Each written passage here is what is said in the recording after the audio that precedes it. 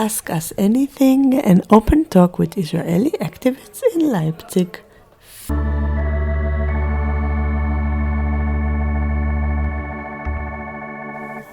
Israel war schon immer ein Hot Topic in der deutschen Linken, allerdings fand der Diskurs leider meist ohne die Beteiligung von der Perspektive israelischer Linker statt. Und 5 activists who emigrated from Israel in recent years, now living in Leipzig, invited to an open talk where people could ask them anything they like. We come to this evening to understand that none of us have an ultimate truth about anything.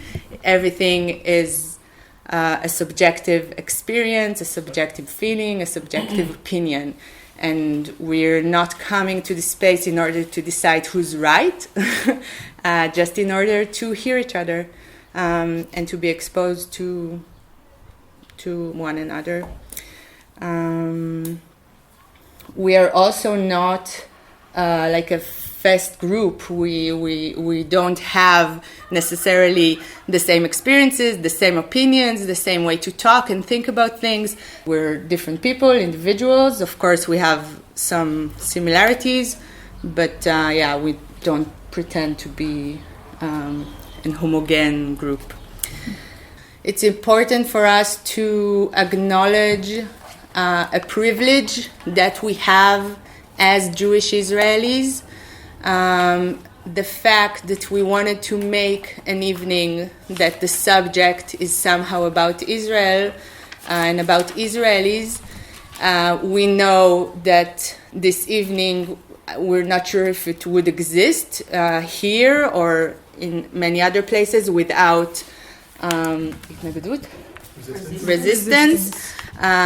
Because we are Jewish Israelis. We're sure that there's certain stuff that we will say that people will listen to because we're Jewish Israelis, and if it will come from someone else, it will be maybe sometimes blocked very fast. So we just want to acknowledge this weird privilege that we have and we're not used to. So we will start just with a round. I will start. Hi. I'm excited and nervous, so I'm sorry for this stupid smile on my face. My name is Yuval, and I come from Tel Aviv. I moved here in September, so I think I'm like the newest addition. So back home, I've been active for years in kind of like bits of everything, and the more I got involved into the discussions on the Israeli-Palestinian conflict and the occupation within my friends and within the activities that I've been taking part in, it became one of my main worries, like my main concerns, my main concerns. If it's from going to demonstrations, since I'm a teenager, I started Food Not Bombs in Tel Aviv in 2012. There was already Food Not Bombs before, but we started it again a few years after, which is an anarchist movement that through food waste kind of shows the injustice within the government, within the social climate in whatever country. I'm part of Mesorvot, which in English it's called Objectors, in a female plural pronouns, but it's all genders, and we support youth who decides to not go to to not serve the military on a political and conscientious base. And I was and still kind of am part of Chalonot, Windows, Channels for Change, which is a youth movement for Israelis and Palestinians, and we go to seminars internationally trying to understand and connect and to learn together about the occupation and each other's realities and to make some change. So this is me for now. Go. My turn? Okay. Hi, my name is Shira and I'm coming from Jerusalem. I came here to Leipzig, I think 5 years ago after a very weird year in Israel. It was 2015. The year before that was a really crucial year for activists in Israel, left-wing activists. There was an operation in Gaza, Protective Edge, and it was the crucial point for me to decide to leave Israel for a while, and then it became years. I grew up in Jerusalem. I was in high school part of the, I don't know if there exists anymore, of Anarchists Against the Wall. During my university years, I was in part of a group called Rhythm of Resistance. You know them. They're an international samba group that is making music and samba in demonstrations and against everything, and basically in Israel against everything that is evil. And in Israel, we were mainly against occupation, animal rights, environmental, women rights, and so on.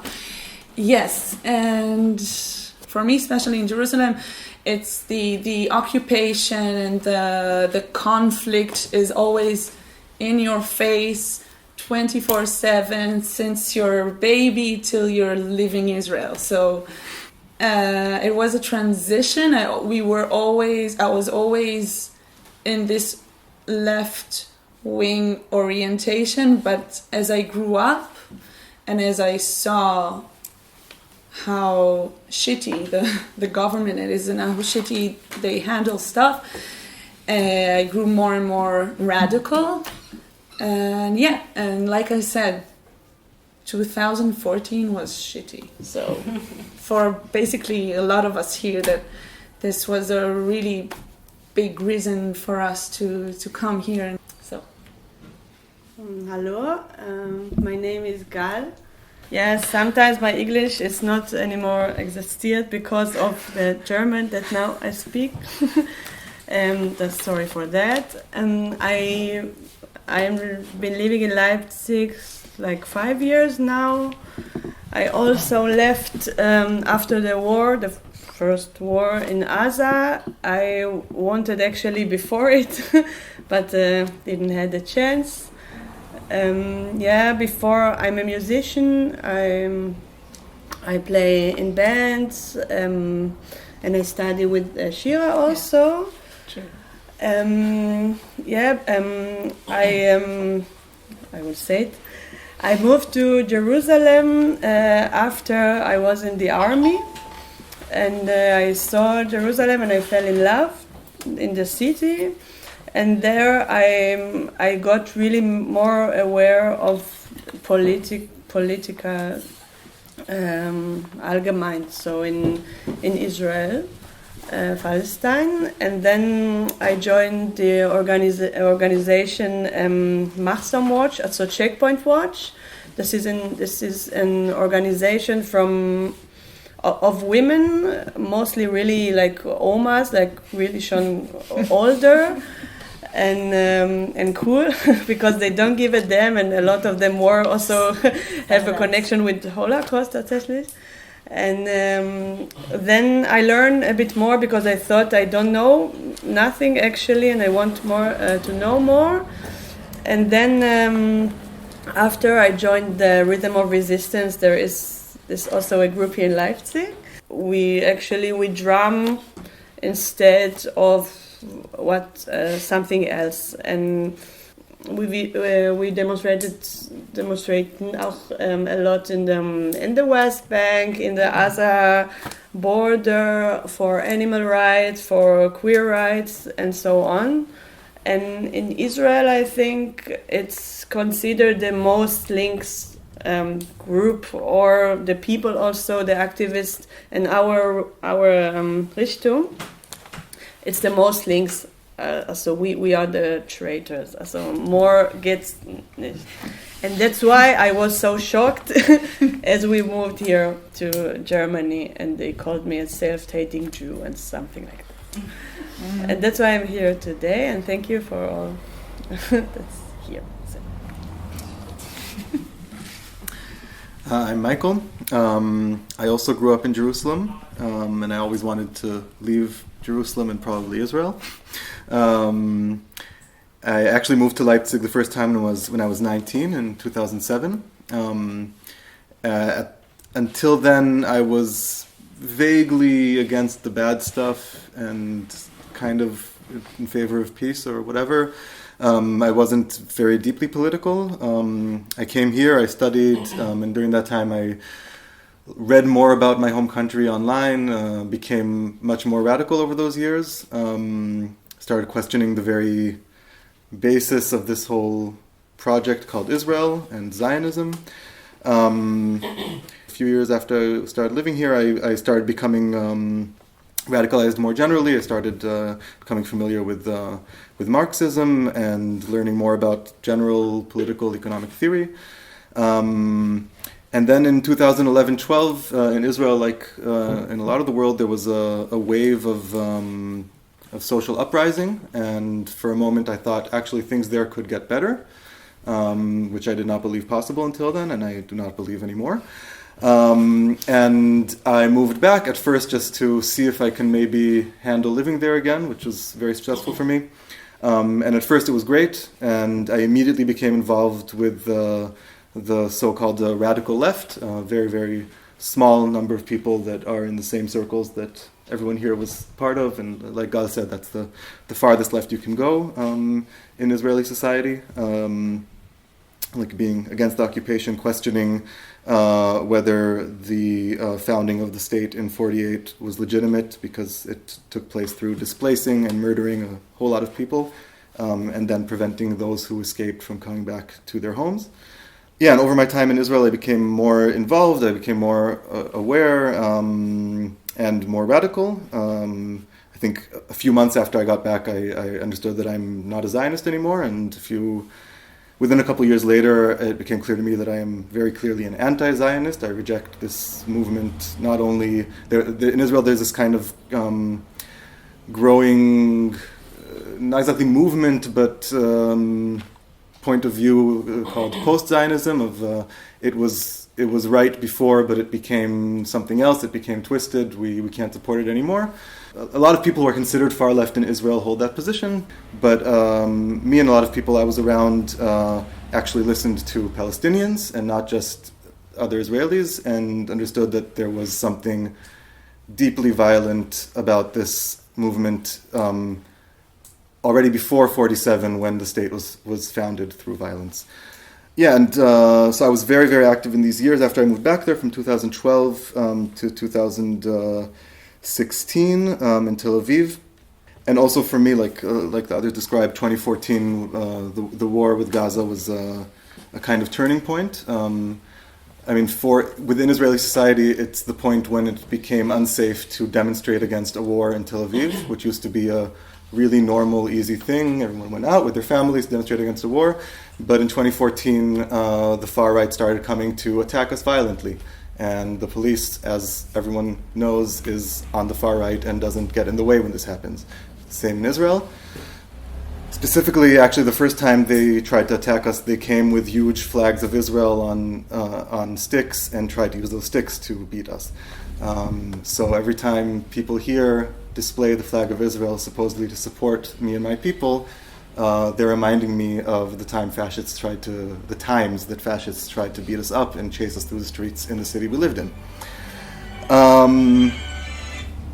As you can imagine, living in this kind of situation and being I was like I was a leader in these demonstrations. I was very visible. It became very scary. And after, long story short, after a bit of a clash with fascists in which I got arrested, it became clear to me I can't stay anymore. It took me a couple more years to leave, and I came back to Leipzig about a year ago. And I was hoping to get involved with politics here, knowing that there's more of a radical left here. I mean, in Israel, you have to have very basic discussions with people about why capitalism maybe isn't great. And here there's a lot more people who are past that basic stage. And I was looking forward to getting involved. And I also, of course, like many people in our generation, became very clearly an anti-fascist in recent years. Seeing what's going on in the world also affected Israel. And then one day I saw on Twitter that there was an upcoming open event of the A Cafe here, or Cafe Connect, I don't remember which of the two, but one of the open anti-fascist meetings that happen here.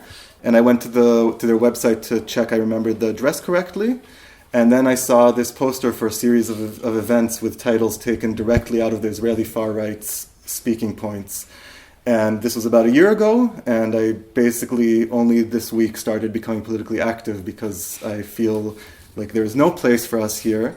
Like we have such a specific position of being critical of the situation there and being from there. And it feels like there's, in this city specifically, very little room for the stuff that we have to say.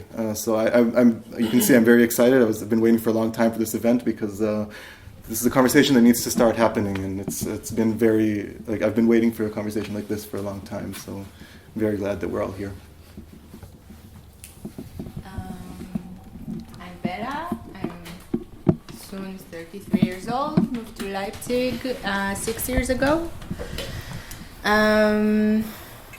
I was also in Rhythms of Resistance group in Israel, which, just to give you an idea, to be a left activist in Israel, it means to go to a demo at least once a week, a lot of times 2-3 demos. Some are in the occupied territories, in Palestinian villages, when the army is on the other side, shooting tear gas cans at us. It means to suffer a lot of violence, physical, emotional, verbal, from most of the Israeli society, from the police, from the army. It means to be arrested a lot of times. It means to see your friends getting hurt, their arms broken. And it means also to know people that died in demos.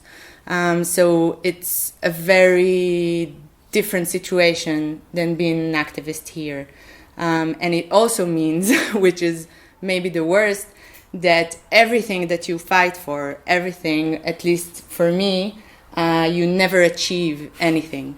Never. I don't remember anything that we demonstrated about or fought for that actually made a change. And for me, it became, okay, I don't care about the goal actually anymore. I care about taking over the streets and speaking up, because it's the only thing that we can do. Here it's like a completely different situation. I can say that I left Israel, I assume mainly because of the political reason, because I just couldn't anymore, and it was clear for me. When you live in Israel and you don't live, I don't know, when you're not ignorant and closing your eyes, you will probably be aware of violence, of racism every day, not only around the Palestine-Israel issue, but in general, this is the vibe. You will see people from the army every day, army uniform every day. You will see weapons every fucking day. And this is our reality from when we're children. And I understood that I don't want this to be my reality anymore. So for me it was clear that after years that my activism was around fighting against and burning out and of course, like, who am I to speak? Yeah, I'm a fucking privileged person. There are people that are suffering much more than me and don't have the privilege to move to Germany or everywhere else in the world. But I took the decision that the best activism that I can do in my life is to live my life in the best way I can, and to start giving more energy and more focus for not only what I'm against, but also what I am for and what I want to happen in my life, in my friend's life, in the world. I didn't do the army. In Israel, most of the people go to the army. You have to go. For men, it's 3 years. For women, it's 2, and sometimes more if you go, like, you're in combat or whatever. And there are certain ways to go out, but anyway, if you declare that you're a pacifist, you will for sure go to jail. This is where Mesarvot come in handy, which is the organization that I'm in. I think it's actually important to point out that it's not most people who go.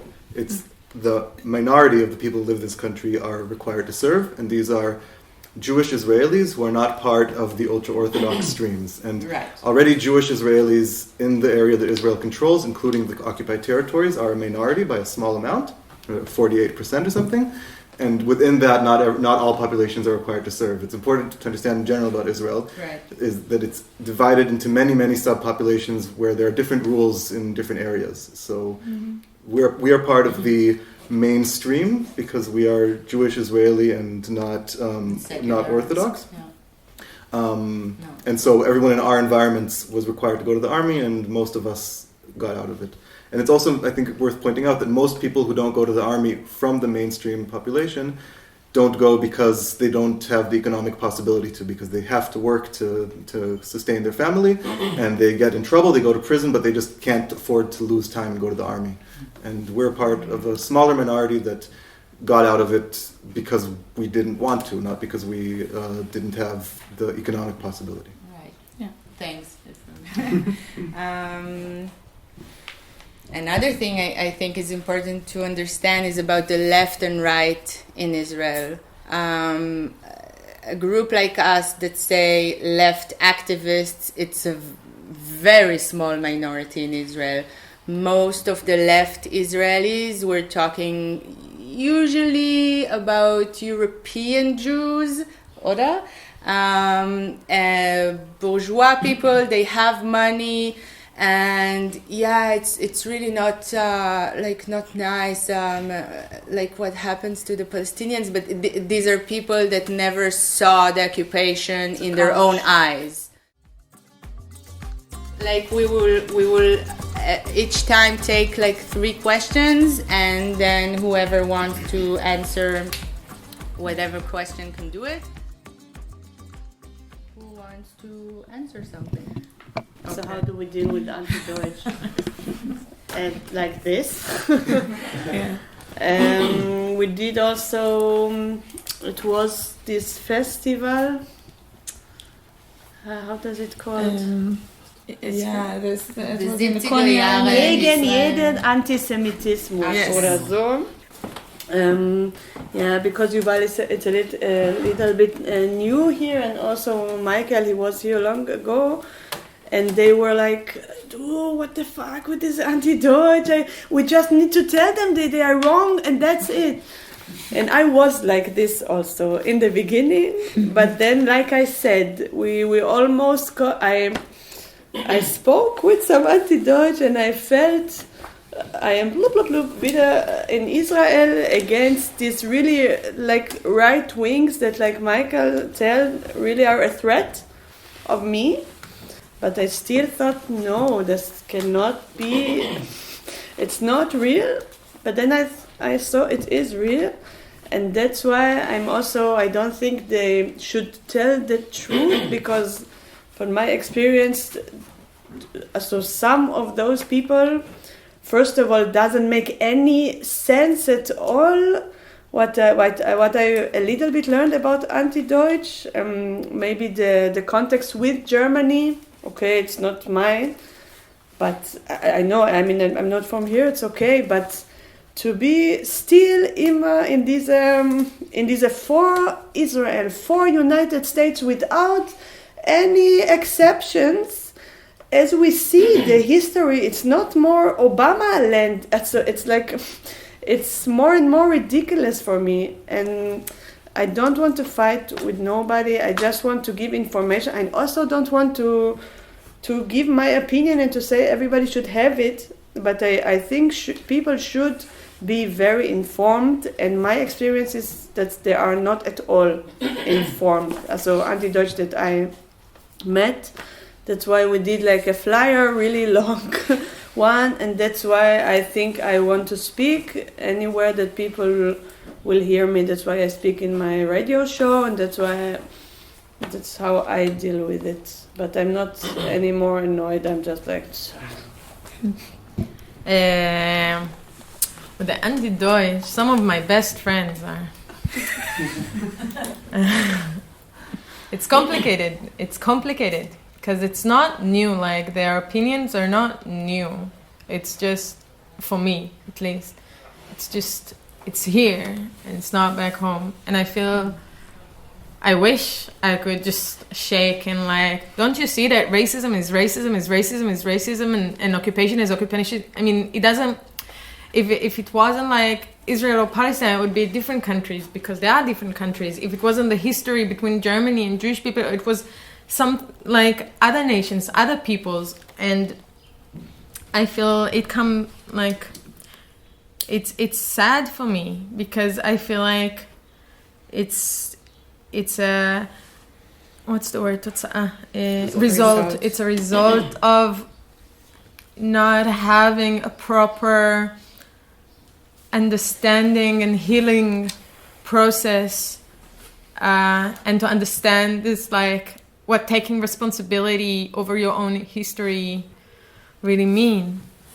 That's just how I see it, and I just kind of like hope that what we're doing here at the demonstration 2 days ago kind of maybe made some impact of just to see like Israelis are criticizing their own country. Like, maybe it's not like, maybe it's okay to criticize like the government of Israel, like it's okay to criticize any government when they're doing something that is unjust. Yeah. I would add that when I moved here, and I know also when Gal, I think also Shira, we didn't know about the anti-Deutsch phenomena. It's something not known in Israel. True. And then we came here, we met with the Rhythms of Resistance group in Berlin, and we said, hey, let's go demonstrate against the war in Gaza. And they said, yeah, it's a bit problematic. We don't want to be criticized by anti-Deutsch. And we're like, what is anti-Deutsch? And then we understood, okay, they're exactly like us. They support the same things we support. They have the same values we have. Links, Antifa, social justice, everything. Refugees' right. But they're pro-Israel. And pro-Israel in a very simple, flat way, that if you're pro-Israel, it means you're against Palestine. And pro-Israel is to support the government of Israel no matter what. Although it's well known and no one is saying something differently. The government in Israel is rechts. And it's fascist in many ways. And these days, Israel is officially not a democracy anymore. It's true. Yes. 2 days ago, there was a law that passed that basically says that the government can not care. bypass decisions without bypass parliamentary oversight. the parliament. Just one So they can, with Corona crisis. Did I interrupt? Sorry, I'm sorry. We're just adding a bit more spice. So for us, it was a very big surprise, and it's something I can understand. The Holocaust was shit. Like, it's shameful. It's shameful that such a thing happened. But instead of making sure that the reasons why the Holocaust happened, which is fear, erstmal, which is trying to control a minority, which is racism, instead of focusing on that these powers won't happen anywhere in the world, anti-Deutsch are just focusing, no, Israel has the right to do everything, and we heard that from the anti-Deutsch intellectuals until the anti-Deutsch Jugend, yeah? The poor Adorno. No, we actually don't know what's going on in Israel, and we don't really know, but Israel has the right for everything, punct. This is supporting fascism, because it's supporting blindly something that we don't know everything about. It's going blindly with whatever Israel wants. And I must say, it's anti-Semitic.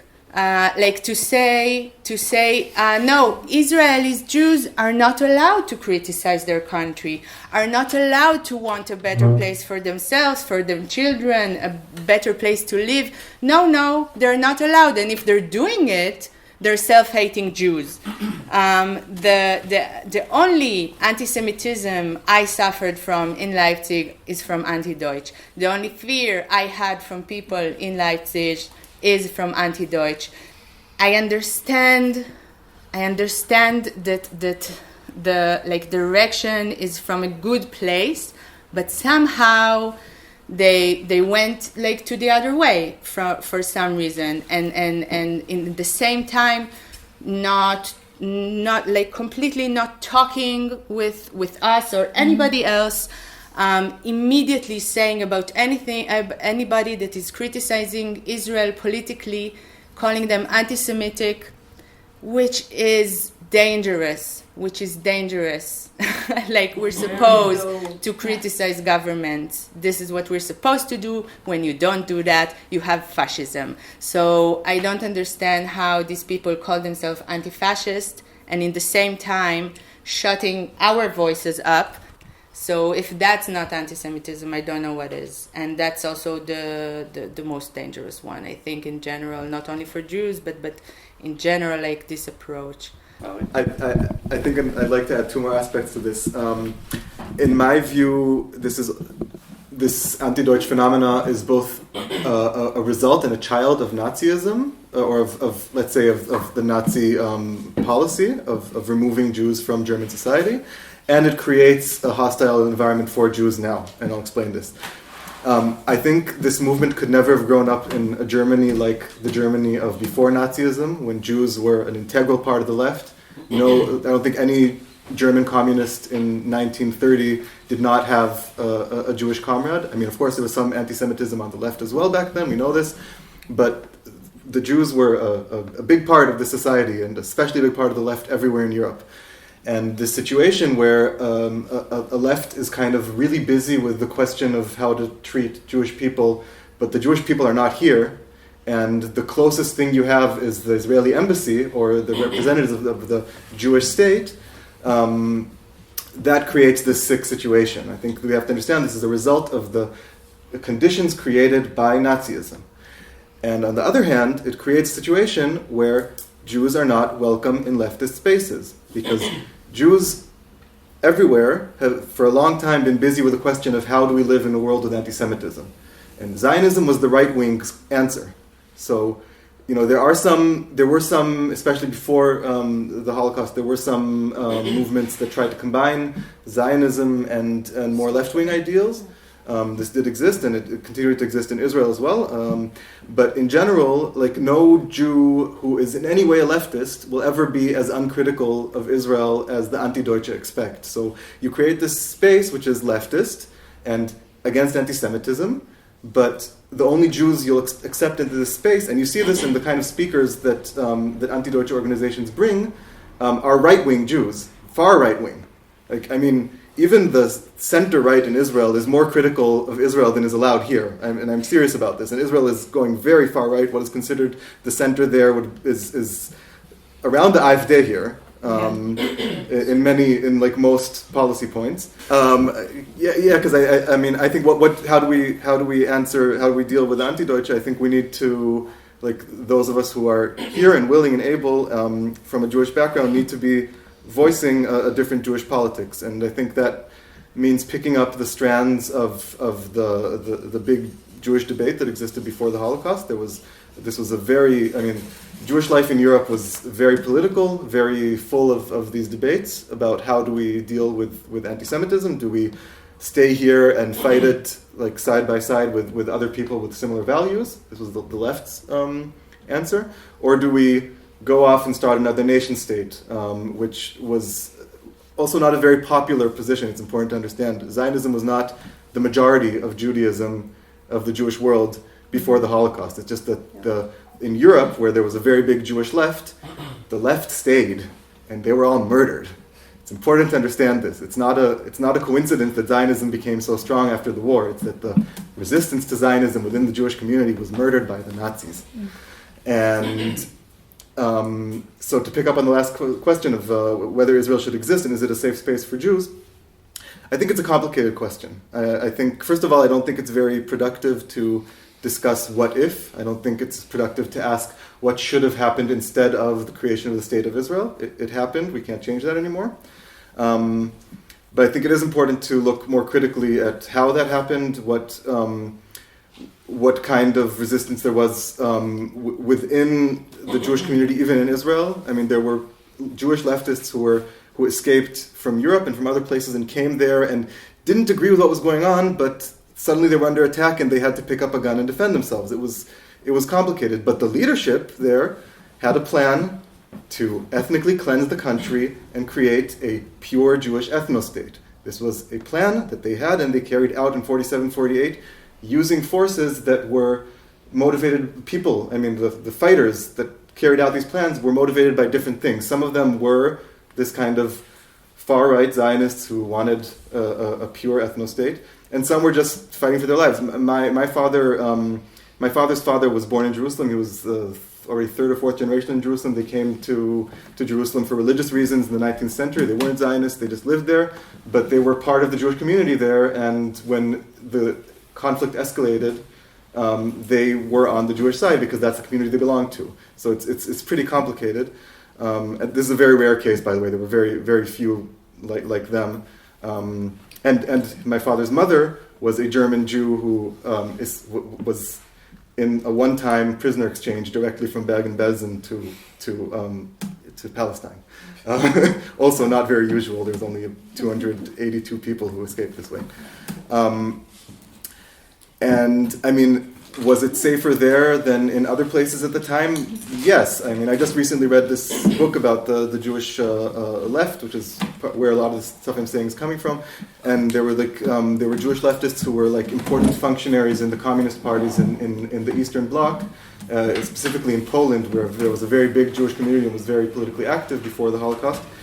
And the anti-Semitism became so bad in the Eastern Bloc in the, I think, 1950s that some of them escaped to Israel as a safe space and just kind of in political exile, like feeling completely defeated, and they didn't agree with what was going on there, but they just were sick of fighting anti-Semitism in Europe. Is Israel a safe place for Jews today? Is it a safe place for human beings today? No. And specifically now with a pandemic going nuts, Israel is deeply neoliberal. It's worse than Britain these days, which is saying something in terms of how the policy is playing out. The government is refusing to invest anything in the public. They're just telling people to watch out for themselves. And if you're following the graphs of the coronavirus, Israel went down, and it's catching up to the USA now. I'm very worried about everybody who's there. I'm very worried about my family there. And I was very worried about them before Corona started. I've been trying to convince my parents to leave the country for years. So I mean, for someone like me with light skin and good English and good German and multiple passports, I have to admit, I'm very lucky. It's easy for me to leave. It's easy for me to be safe elsewhere. I don't feel 100% safe in certain ways that are new to me. Like I wasn't afraid of anti-Semitism there. I am afraid of it here. I haven't encountered it face to face much, but I have an Israeli friend who had Nazi neighbors making comments here in Lindenau. And I think this is, something for us to be aware of that isn't happening in Israel. But generally, we're much, much safer everywhere else. And it's just one last thing. I know I've been talking for a long time. It's important to notice that at no point in history have most Jewish people lived in Israel. It's always been a majority of Jews who chose to continue living in other countries. There are still Jewish people living today, even in Iran, in North Africa. Even in the United States, a country where there are Nazis in the government. So it's complicated, but the Jewish community seems to feel that it's safer elsewhere. There are a lot of... I had a conversation once with a rich American Jew who told me to my face that he donates money to Zionist organizations in Israel because he wants to have somewhere to run away to if things go bad in the USA. So he feels safer there. He feels like it's an easier place to live and to make a living. But he wants us to live in eternal conflict so that he has a bunker to go to if things go sour. And I don't think that's the safe way forwards for the world or for the Jewish community. I think we need to go back to the plan of building equality and solidarity with people of all backgrounds in Europe and in the rest of the world. Yeah, for the expectations, I have a short answer. I just accepted everything to be different, and it's okay. Everything, the climate, the people, everything, the language, everything is different for me. And I also didn't know a lot about the political conflicts here.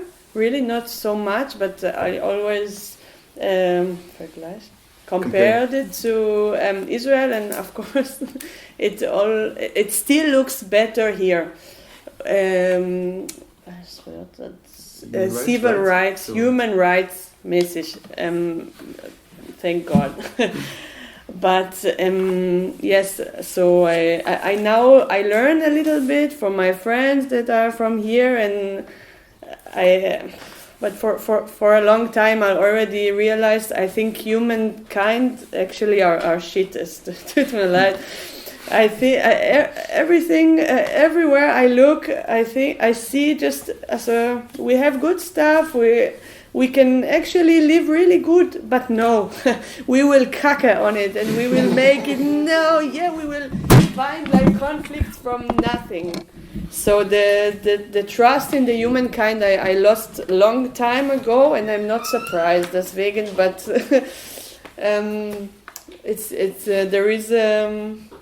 there is a song auf Hebrew. They say one is going to London and they say. In London, the music is better, the Fernsehen is better, and you don't feel like the troubles are little or they're not so loud. And so I feel it like this. I think, okay, at least I didn't made the whole of the caca. I came after and I try to do what I can. That was for my expectations. Yes, and now for the existence of Israel, I think generally I am against, or this idea is really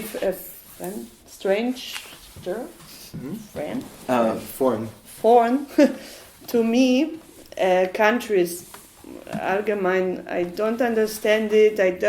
I can't understand how people can come to a tree and to say, this is aber our, and you live after the tree. And it was promised us by God or from, I don't know. I just don't get it. I think it's sick in their mind. And the people that should die for this land or for any land, I find it so absurd. I cannot even, I don't understand it at all. But this is aside. What I wanted to say about Israel, that I think not a lot of people know, it's really a religion state. It's more a religion state than a normal state, which means there is an sich. It's not human rights. Not every human are equal by law. Also, not just the Palestinians, but just from religious here. How do you see the people that are religious and the people that are not religious? Like Michael before, he says that the Orthodox people, for example, they don't go to the army. But it's not like this. It's about a lot of money that goes to like goals, like to buy the land or to steal more land from Palestinians that are living there, and it goes and other children, they don't live in the West Bank. Israeli children, they get really not a lot of money. And something like this, that it cannot be equal. So when I think about a safe place for a folk like the Jewish, my grandparents, they also say, yeah, we came, it was anti-Semitism where we were, or we were everybody all the time exception, we were Jews, and we wanted to come here, but they came all from Arab land. When they come to Israel, and they are treated really not the same, and they are in a threat. There is a threat for us, and it's also really not human rights. There is no constitution, and racist laws are just all the time there. And like I said, all the money, it's not equally divided. And when you are there and you pay the taxes, another reason why I came here, because I also was burnout and crazy traumatized, but also when I still live there, I still pay the tax. Just this whole thing, all craziness to get a weiter, and I didn't want it. So it's another reason. And no, I don't believe at all in states, but then an equal state with a constitution where everybody as people and hopefully as animals also are equal and are protected.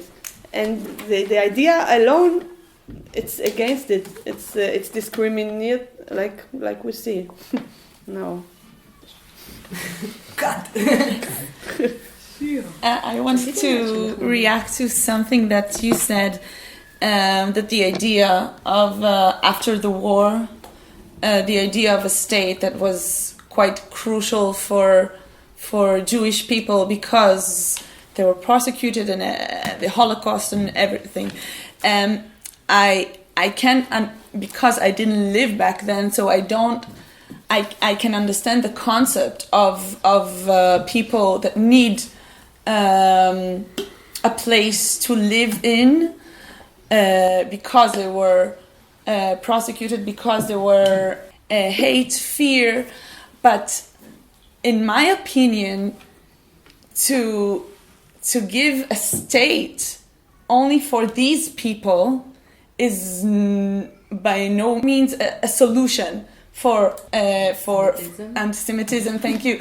For hate, for discrimination, for racist ideas, because it's just putting all the Jews in together. No, it's putting one folk, one people in a state, and that's it. It's not that there won't be racism. It's not that there's not gonna be hate. So in my ideology is that state is never the solution to a racist question. This is not a solution. This is just putting a nice ribbon, a Grenze. Okay, let's put them here.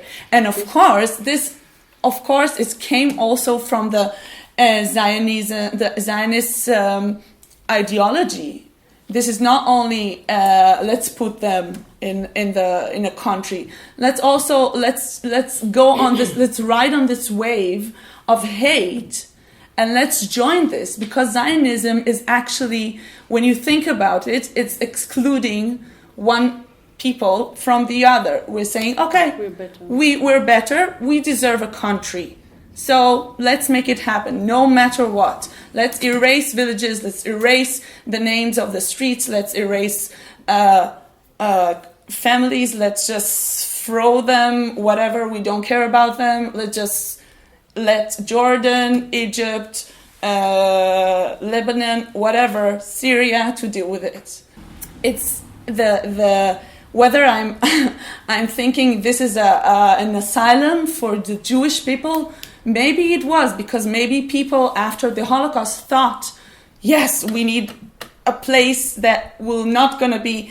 It's like taking a one ghetto and putting the big ghetto in the Middle East, just making the ghetto a bit bigger and a bit maybe shinier. And we have an army now, and we sell guns, and So, and this is also, it takes me to your question. What were my expectations as I came here? And actually, I came here because of studying music, and I really thought in Israel because it's a rich country. We have money. The people don't have money. We sell guns. We have high tech. We have blah blah blah. The people don't have money. We cannot almost pay rent. People make ends meet. Yes. Make ends meet. You guys meet. So this was also my expectation to go to Germany to get rid of this idea of capitalism that Israel is very, very into, is very deep. Although it was based on socialism, socialism from people from East European who came to is established by socialism. It's not. It's really not. No way. And you can see it now in the pandemic. People don't get any benefits from social security, just a bit, but it's nothing. It's nothing. So this is one expectation, to live a bit in a bit with breath, with calm, wealth. No, but and I know it's a huge privilege because I could do it. It's really fucked up, but I come from the right race and I come from the right ethnicity, and this is something I need to deal with it every single day. To be born to an Israeli family and not to a Palestinian family, and this is shitty. This is the shittiest, and this is maybe self-hating Jew, I guess. So, and also my expectation is just to have this discussion and just to tell our story. So, before I moved to Leipzig, I traveled in Europe for a year. And I came to Europe with a theater, Israeli-Palestinian theater seminar from Chalonot, from Windows, this youth movement this youth organization that I'm part of. And I feel that for me, as an Israeli, as an aware Israeli, it's a responsibility for me to, even when I'm not in Israel or Palestine, to still deal with it, to understand my privileges and to act on it wherever I am. So, and I was fortunate to have a best friend that lives in Leipzig because I really like it here. It has everything I like. It's nature and activism and good people and parties and this is also kind of why, because everybody here, like almost everybody in Leipzig, it's kind of an activism route in a way. I feel like it's super important to raise this to raise this subject here, because if people feel themselves so aware and so like politically and socially active, how come we're not talking about this subject? And this subject is literally like touching so many of the other subjects that are being talked about here. If it's climate, if it's animal rights, if it's human rights, if it's racism, and that brings me to the second thing, that I feel like a lot of the view of Jewish people here is Jewish European people, and we are Jewish peoples. Like, we come from all over the world. I have a poem that I wrote like a while ago. It's like, in Germany I found out that I'm Iraqian. You know, because I find it kind of amazing that we're talking only about one narrative, only one part of the Jewish peoples. And as you said, there are communities in Iran and in Iraq and there were in Syria as well, like in all of those countries, in Africa, in Ethiopia.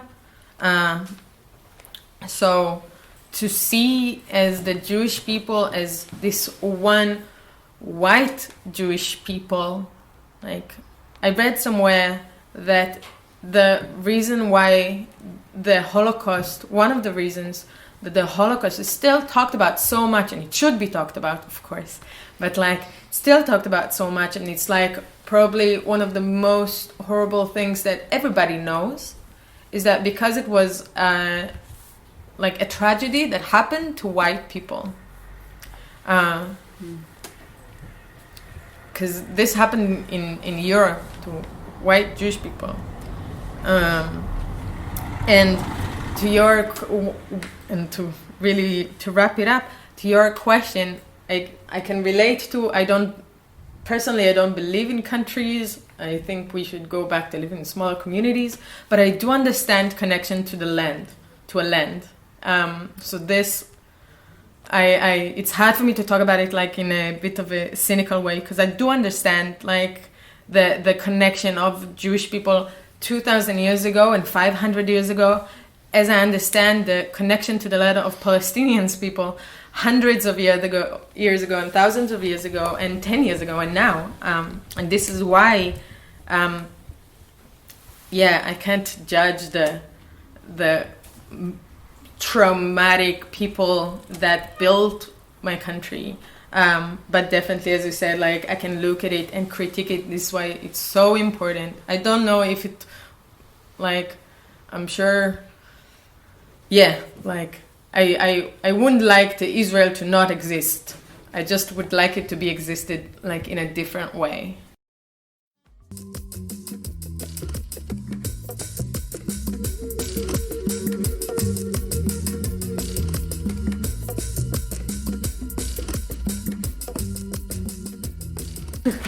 Yeah, about the army thing.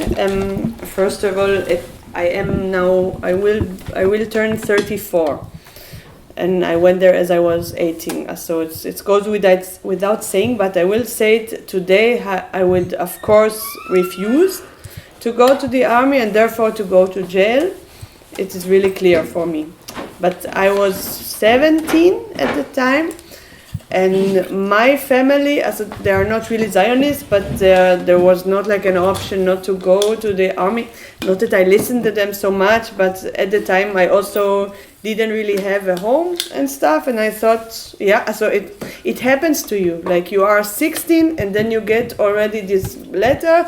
What do you would like to do in the army? It's not a question, never.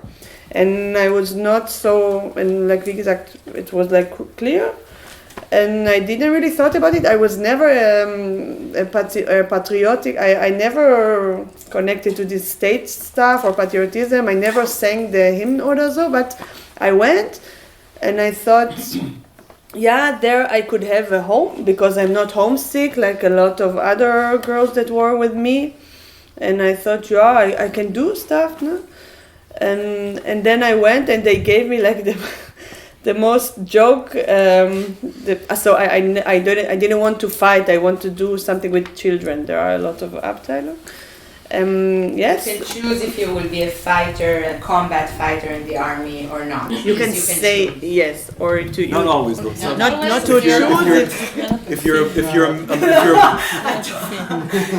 I don't know at all. if you're a boy in perfect health, you might not have the choice. It's Yeah, a process, sure. ne? And not As an a- only child. Also. They tell you before you even say something, there's a psychometric test when you are 17 or 16, and they tell you consider which house you came from, how many rooms. They ask how many rooms do you live, how many members in the family, how much money ungefähr, and they rate you. And It's called quality group. yes, genau.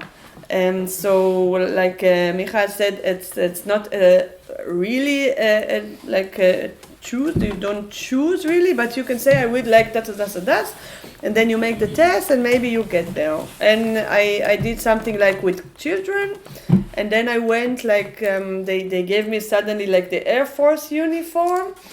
It was like a youth organization, like Jugend organization. Yeah, and I had clubs all over Israel, and I actually traveled all the time, and I built small airplanes with children. And it was like the most nerdic children. They knew all the time more than me about the military. Like, oh, I know this plane. They have like 3 bombs. I say, yeah, sure, good for you. Yeah, and we needed sometimes to do like lessons about great combats or so, but I didn't do it. I did like lessons about dreams, about angst. I don't know. I just found like some topics. And yes, but what I do wanted to say, and normal, I would of course go to jail now. So now I know a lot more than I did back then. There is this organization, Breaking the Silence. Mm-hmm. It is gold. There is people that were really also in war zones, in Gaza, in all the wars that we had. That I was in the army actually through the second Lebanon war, but I just needed to be with the children. It was okay. But those people, there are soldiers and female soldiers and also just persons that they tell about what they did. And some of them are not at all links. Some of them are just people or not at all politically not at all politically active, but they have so many people just tell, and sometimes it's just minoric things. Like one of them, she threw the keys of one Palestinian that he was in a hurry to get his mother to the pharmacy, but she was a female, like female soldier in its environment of men, and she wanted to show also all of them that she's now the boss. And then she threw his keys, his car keys, to the trash. And something like this, that it's not life, it's not critical, but it's, when you read it, you see it's a daily oppression. It's a daily apartheid. Every time I say here apartheid, everybody tell me, people will not hear you anymore, you have to choose another word. But the reality goes, and I cannot use another word because it's the word. And you see that, and those things, a lot of people in Israel doesn't know, because it doesn't at all come in the news. This Yad al-Halak, he was running away from policemen and soldiers. He was running away. He's an autistic, and he had his Begleit Person with him, and he was running away to a trash room, and they shot him there.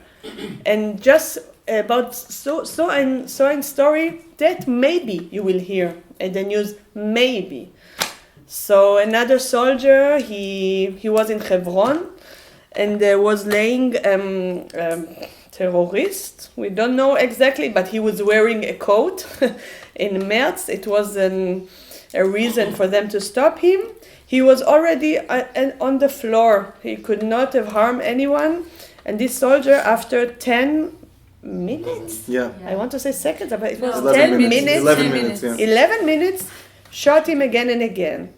And he was on the floor, handcuffed, and not. Yes, he was reacted. Other soldiers. No, it's actually important for me in this point to say, and this everybody heard about, and the whole Israel split into two. A lot of them said he's the son of us all, and why do you just go to him? And actually, a part of the son of us all, I don't agree, but at this point, I think really a lot of time when I see soldiers, when I see the soldiers are 18, 19, 20, they are sent to Hebron to do apartheid, to control citizens, children, women, old people. They control them.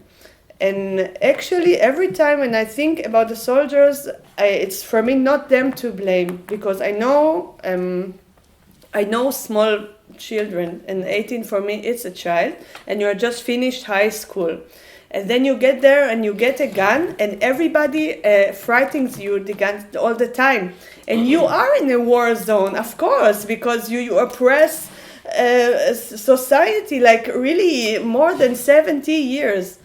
And you live inside of them, and there are settlers that want to live there because they decided it's holy house here, although it's in the middle of Palestinian neighborhood, in the middle.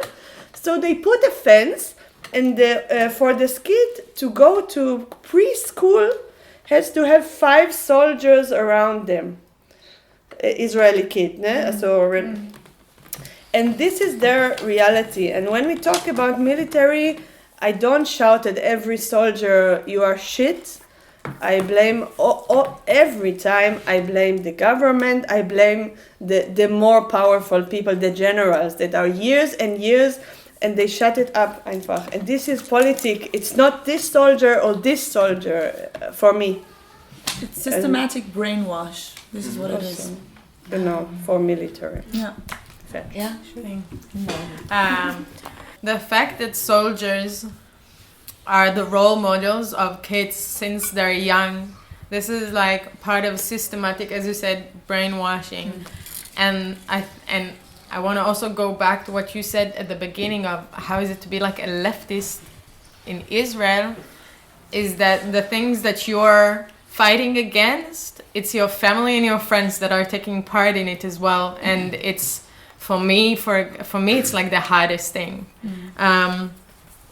because you can't separate yourself from like, oh, we're not occupiers, or no, we're not taking part in it when we're demonstrating, and even if we're standing like and being the most solidaric that we can be. Our cousins, our brothers and sisters are gonna make other decisions. Some of them are not as privileged as us to not go to the military, which is a privilege, because society is pressuring you so much. So the price that youth can pay for not going to the military is their families, and it's their friends, and it's their whole society. And I'm not like justifying it and putting it in any level on the amount of pressure that Palestinian people are living on a daily basis. But this is just a very important thing to understand, that militarism, it's everywhere, and it's from age 3, playing with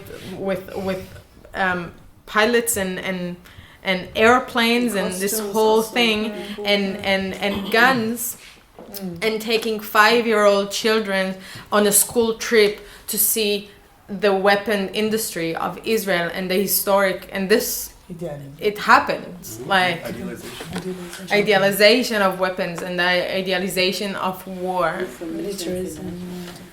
Yeah, it's also a big subject, the military, and it's very complex, and I think it's also a subject we can talk a lot about, but I think we should move on. I urge you, breaking the silence.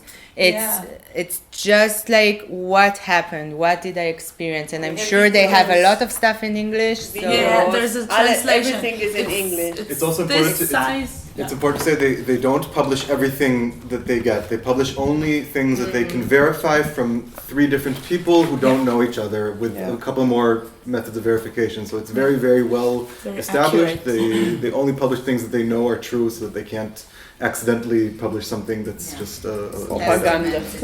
It's testament, It's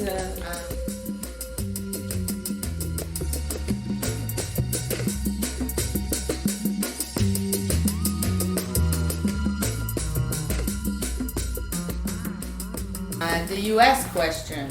Yeah, I wanted to answer that question and the divide on the left question. I'll answer them briefly. Okay. So maybe first the divide in the Israeli left. There is a very clear divide in the Israeli left, but it's very different because there's most of what is considered, in general, it's important to understand for historical reasons, most of what is called left in Israeli politics is not what you call left in other countries. It doesn't have anything to do with socialism.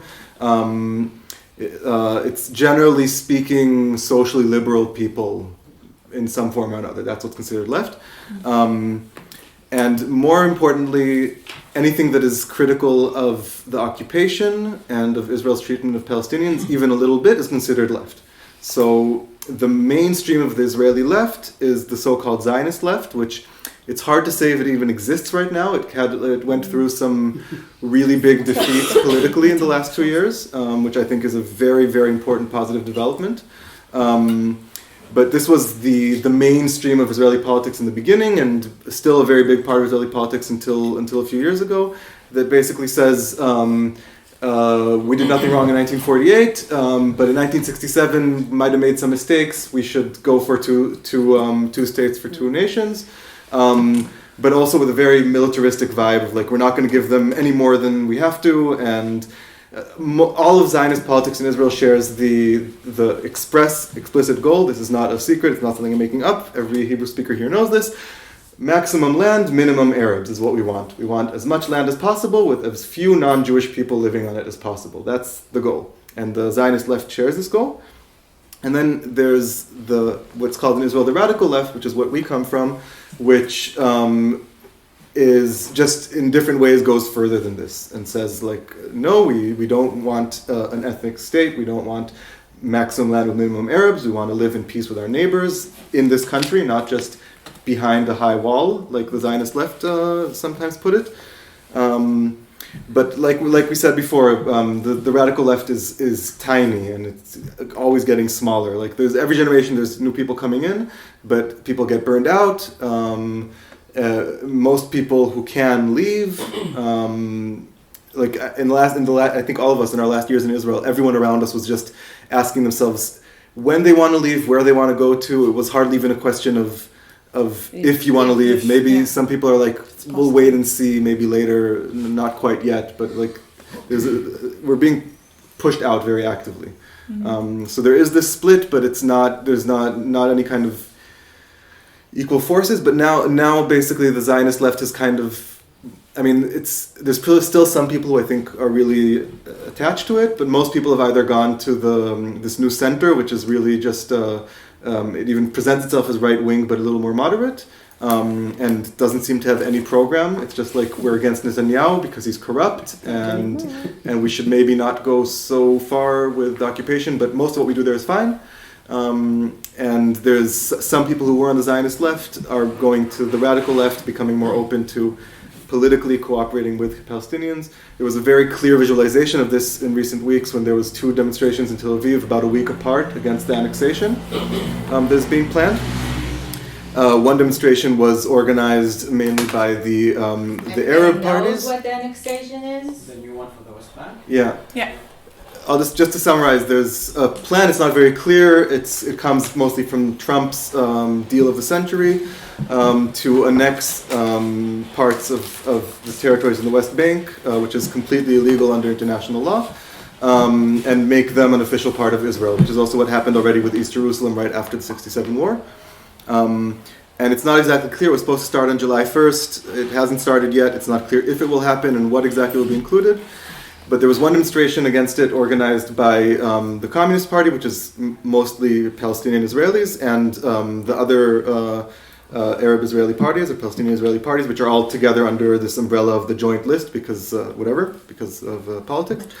And this demo was in Tel Aviv a few weeks ago, and it was quite big. I think 5,000 people, which in Corona in Tel Aviv for a non-Zionist demo is huge. Mm-hmm. And there were a lot of Palestine flags there, which is quite a big taboo in Israel. And a week later, there was another demonstration against the annexation by this like center-left, some of the Zionist left, where the message was like, it was against the annexation for security, like military security, bitachon, and against the corruption. And there was no Palestine flags, a lot of Israel flags, and like maybe 1,000 people. And everyone who was there, journalists who went to both demonstrations said this Zionist demo was just like had no energy. It's like it was like going to a funeral. So it's looking like there's a shift going on, but still the non-Zionist forces in Israeli politics are tiny and marginalized and under an increasing attack. And because as we speak, the government is really dismantling quickly what's left of the Israeli democracy. Today they started a new witch hunt against judges, which were one of the last parts of Israeli democracy that somehow functioned sometimes in favor of human rights. So I'm really, really worried. I'm worried for my people there that they're going to just be imprisoned, maybe murdered. Things there are getting, I think, really, really scary. But there's also some positive movements in that area. There was a question about the majority of Israelis and the U.S. I'm not sure exactly. I mean, I think the question was referred to me because I'm American. Because you know the most. Facts. My impression is that most Israelis' attitude to the U.S. is basically it always depends on whether the U.S. is making any kind of sounds that are critical of Israel. So in the Obama era, where there was some things that the administration said that were not entirely in favor of Israel's policy. So a lot of Israelis were like, fuck Obama, and using anti-black slurs against him, and like more anti-American. And Israelis love Trump.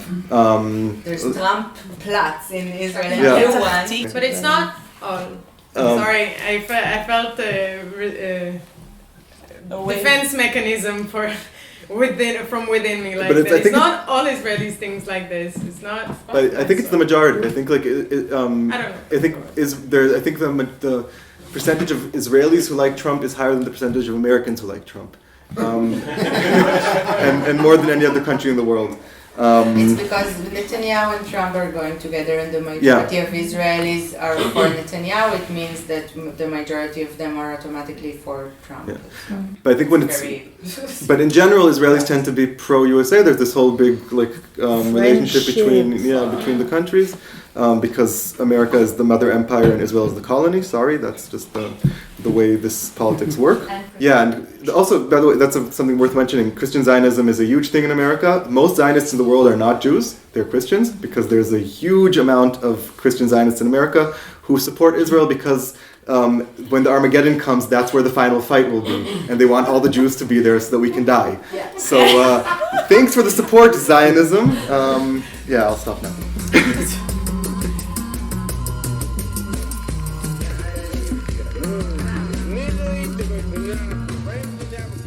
I think we need to explain for a moment what it means religious people in Israel, because it's not one group. It's true. There are ultra-Orthodox Jews. This is the classic, what you know, the wearing black, the hat, the hair here.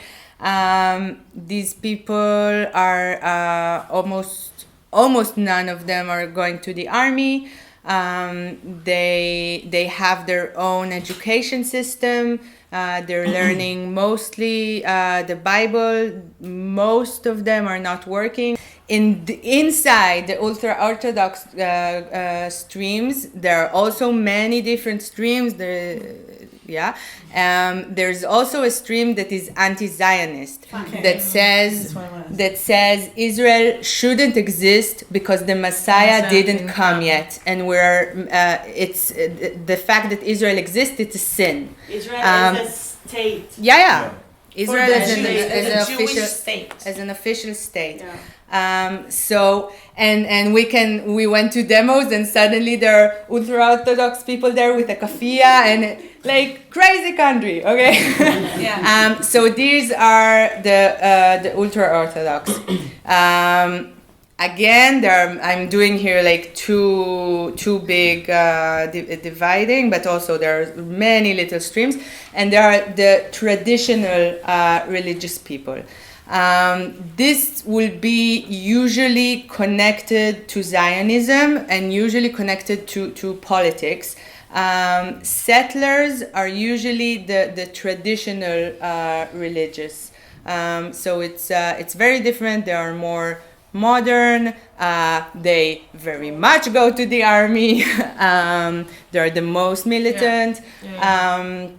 So it's very like the religion and the politics and Zionism is very entwined together.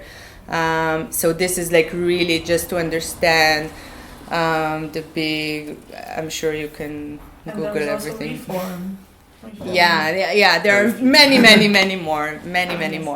And also the secular people in Israel will also like there's the tradition of the religion. So almost all the secular people in Israel will celebrate religious holidays.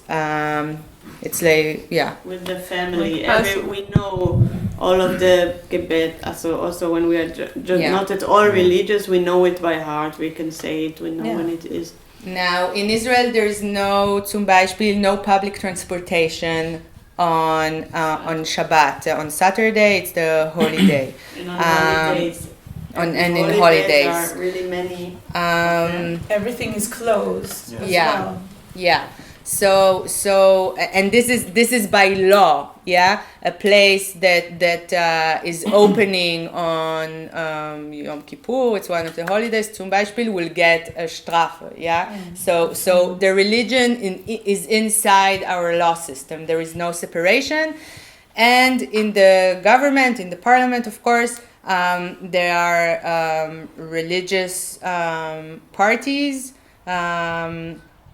Ultra-Orthodox parties, more the Zionist religious. So they're inside for years already. They're inside the coalition, and these parties have very strong power in the government. It's like, okay, give us for years and years what we want, the funding that we want, and we will give you unconditional support. When I say you, I mean Netanyahu. At the moment, at least. Also previous prime ministers. Yeah. Even from the so-called Zionist left. Status quo. As well. But I think it's important. You want to add something? No, I just wanted to add one little thing about that. That there's in Israeli society, there's often this perception that the religious people are taking everything away from us, or that they that they're privileged, that they're getting so much from the state. And it's a little more complicated than that. Most religious people are not particularly wealthy in Israel. They're actually, ultra-Orthodox people are extremely poor. They're the poorest group in Jewish society. So it's more of this kind of control thing. They have leaders who get a lot of benefits and have a lot of power, and a very obedient population that doesn't get a lot. They get certain things out of it, but they live very, very modestly, and they're actually very weak.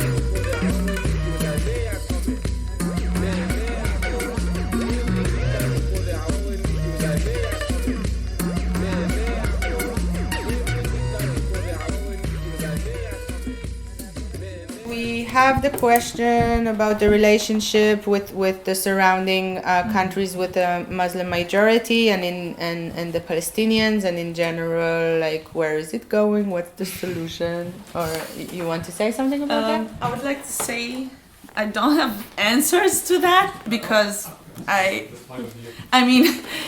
have only my point of view and my how it could go in my head regarding the surroundings.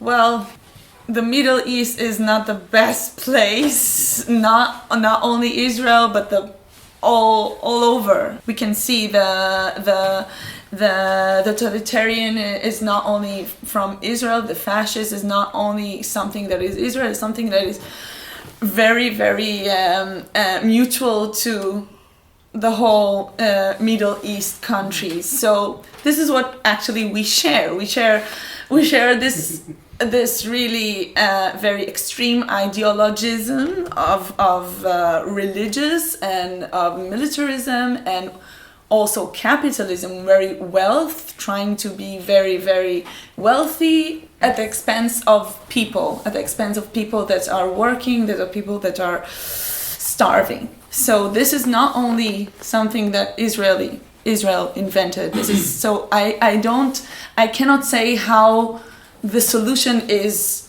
going to be between the countries, because in Israel the government is very, very anti-communication.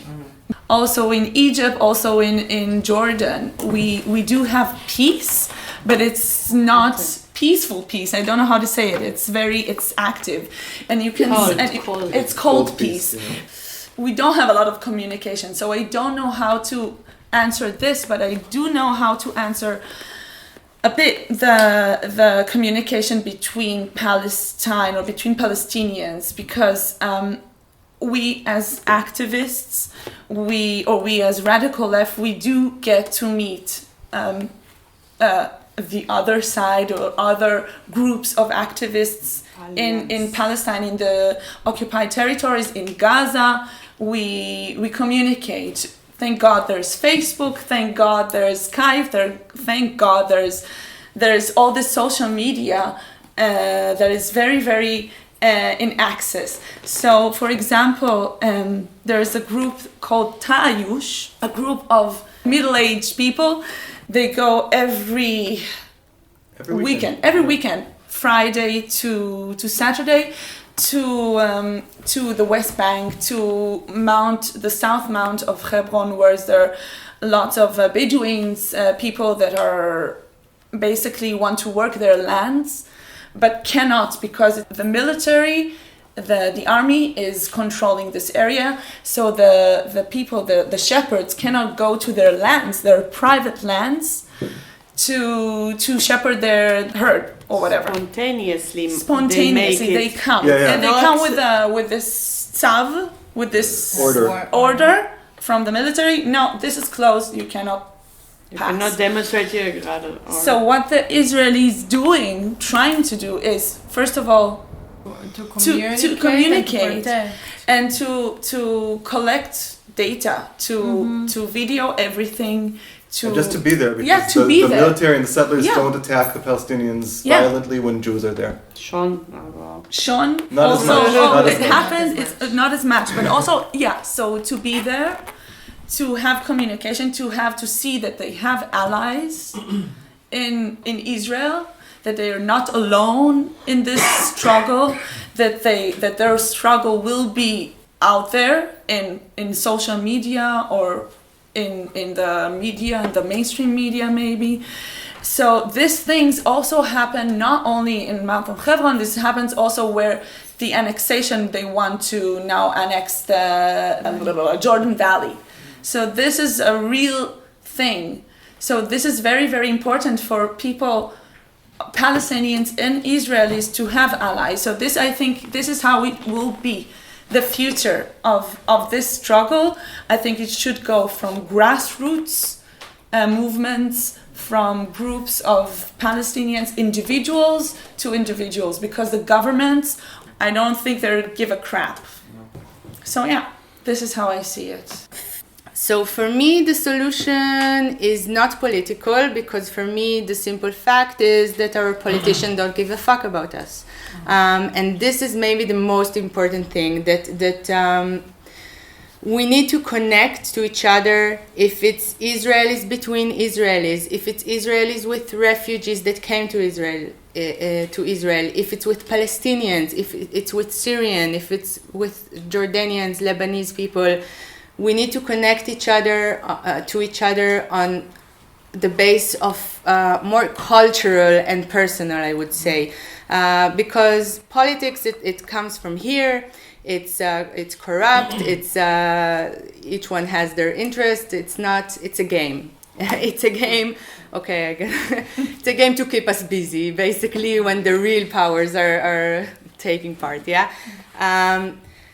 And the fact is that Israel is an amazing country culturally. Amazing. It could be the most beautiful country in the world. There's so much richness there.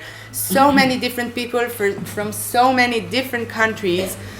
I have a deep love to this country. Sometimes I feel it's a love to a country that doesn't really exist. Zum Beispiel, yeah. The classic leftist person in Israel, it's from a European descent, and because they are on the top of the hierarchy in Israel, and also today a bit less, but also today, and Israeli people that come from like Jewish people that came from Arab descent, they have so much culturally together with Palestinian people. It's the same food, it's the same music, it's the same history culturally of our heart, yeah, not of our mind. And if we will start to connect to each other on that basis and to understand that the sides are not Israel and Palestine, yeah. The sides are the people who are controlling and the people who are controlled, the people who are fucking and the people who are getting fucked. Mm-hmm. These are the sides, yeah. This is the sides in Israel, in Palestine, in Syria, and also in Germany. And when we keep playing this game of left and right, and pro-Israel and pro-Palestine, we are giving them what they want because they can stay in power.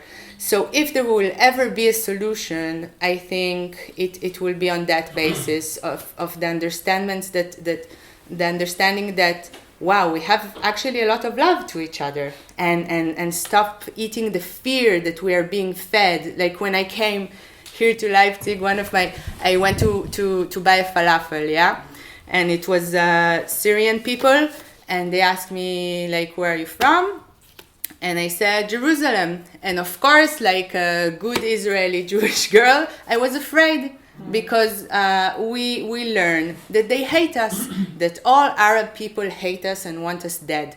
And even if I don't believe it, yeah, when I will sit on a bus in Israel and someone comes on the bus and they look Arab, I will be scared that they have a bomb. Yeah, this is how. Because this is the education, it's in my blood, this fear. Yeah? And so I was scared from his reaction. And then he said, there's, in my city in Syria, there's the Jewish street and there's Jerusalem street. And my grandmother was telling me stories about how the Jewish people in Syria and the culture and how amazing it was. And I felt okay, like woken up. And so this is what we need, I think, to understand that there's actually a lot to love and to come back to that, to our cultural roots, to our music, to our food, to this richness, and really bring Israel to what it can be. I'm skeptic, that's why I'm here. But if something will happen, I think it will be like this.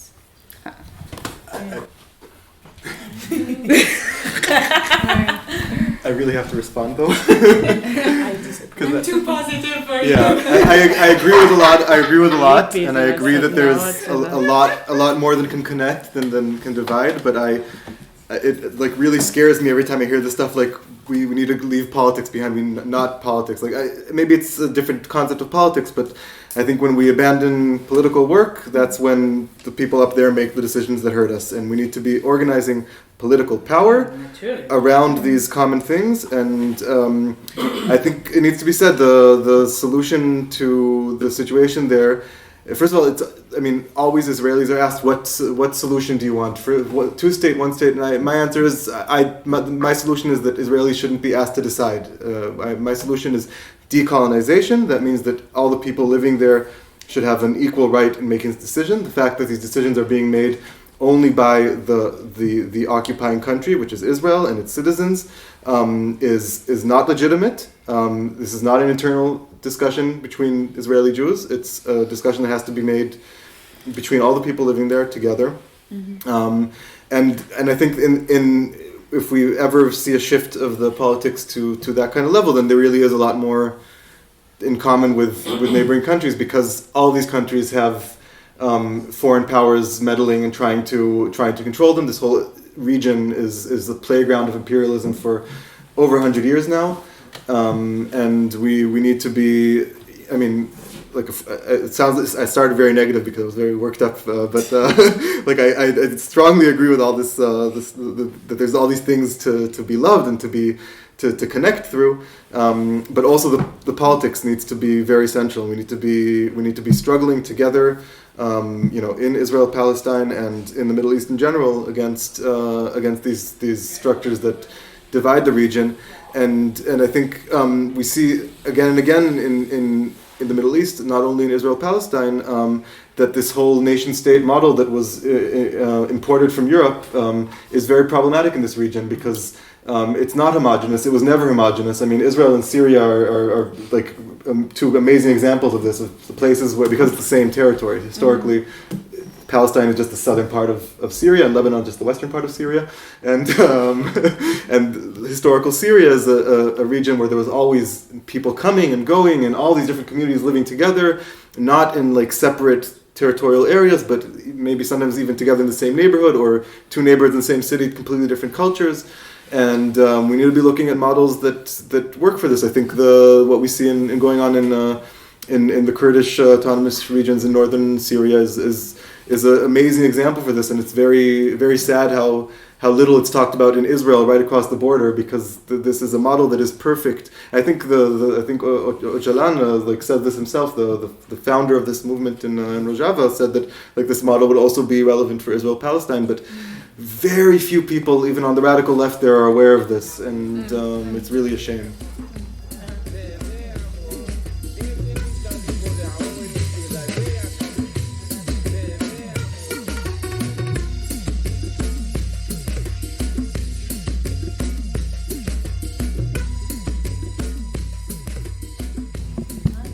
Okay.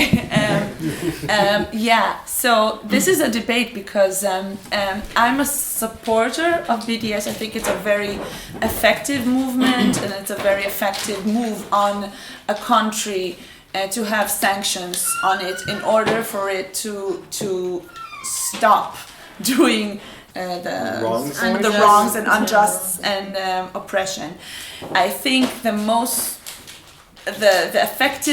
effective BDS thing will be economic sanctions. Really stop buying weapon. For example, when every country will stop buying weapon, Israel will end the occupation. I can sign this tomorrow.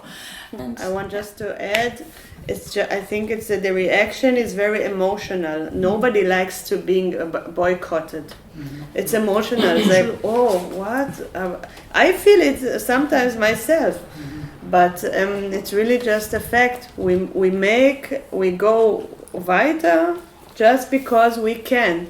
Officially, the BDS movement doesn't boycott individual academics, doesn't boycott individual artists at all. There are some groups in some places that go and do things that are wrong, which is, I think it's wrong to boycott individual academics, but the guidelines are very clear. The BDS boycotts cooperation with academic institutions that are complicit with the occupation. Yeah. And that is every single university in Israel, because every single university in Israel trains military officers, develops weapons. They're all deeply, deeply involved in this. So many academics in Israel are more progressive, but the academic institutions are completely complicit with Israel's crimes. Yeah. Yeah.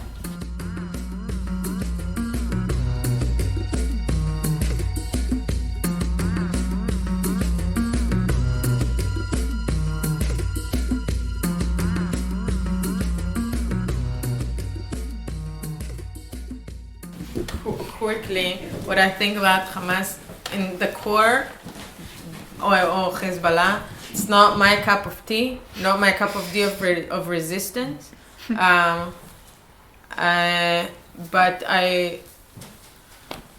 the only reason that Hamas is still keep doing what it's, or not the only reason, but one of the reasons that I think just very important to say that it keeps doing what it's doing is that because they're doing a lot of business transactions with the government of Israel, it's very financially good. War and war is always good financially, and it's good for the Israeli government for Hamas to exist. First, because they're really bad in publishing themselves in a good way. Second, because it separates the Palestinian struggle. There's the Hamas, and there's Fatah, and there's Gaza, and the West Bank. So when people are not united, it's easier to control them and to oppress. And that's that. I'm not a fan of Hamas. I'm not a fan of any this kind of genre of groups. I agree with you that it's not really my place to criticize, but yeah. It's also worth noting that the right wing in Israel constantly uses Hamas supporter as like a way to shoot down anyone who's not Zionist, and every single Arab politician in Israel is constantly called Hamas supporter or terrorist supporter, just to completely delegitimize them. And then that's used also to delegitimize any Jews who agree to work with them. So this whole delegitimization of Hamas in Israel and in the world is being used constantly as a tool to undermine like actual cooperation in Israel-Palestine. The thing is, every war and every operation in Israel and in occupied territories in Gaza, it benefits, like Yuval said, it benefits the government, because then we sell the ideas to other countries. We sell guns. We sell technology. So it benefits. Every war in Israel, every operation is good. I would recommend for everyone who wants to know more about this point to watch the movie The Lab. It's a docu-movie that shows how actually Israel has zero reason to not to have war because of the weapon industry, because it's one of the only countries in the world that every 2 years there's a weapon exhibition, and just before Israel makes an operation or a war, and they can see, look, we tried our new gun technology, it's working, it's killing people, or defending us from missiles. So connecting also very good movie. To the connection of the US. Yeah, it's like 45 minutes that can be found for free online. Yeah. Tom Feldman.